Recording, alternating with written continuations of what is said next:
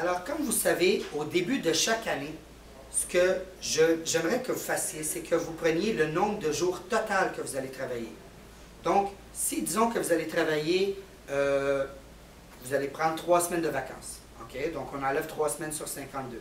Disons que vous avez aussi des formations. On va souvent aux formations de Mike Ferry ou autres. OK? Donc, vous n'êtes pas en ville. Donc, ça peut être 1 ou 2 ou 3 semaines. Donc, ça fait, disons, 3 autres semaines, ça fait 6 semaines de mois. OK? Donc, si on a 52 semaines et on enlève 6 ou 7 semaines, on reste avec 45 semaines. Et disons que vous allez prospecter pendant 5 jours. Vous allez travailler pendant 5 jours ou même 6 jours. Ce que j'aimerais que vous fassiez, c'est que vous preniez le nombre de jours, 5 fois 45, ça va vous donner un chiffre, et enlevez là-dessus 10 %. Pourquoi le 10 %? Le 10 % s'enlève, on peut être malade, on peut ne pas avoir envie de travailler une journée, OK?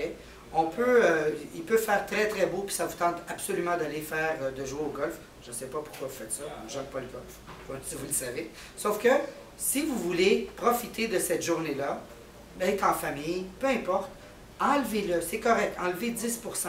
Ça fait en sorte que vous vous sentirez moins mal cette journée-là quand vous quittez. Par contre, si on garde 90 % du temps qu'on travaille, fois 46 semaines, fois 5 jours, il va falloir que vous fassiez ces jours-là à la fin de l'année.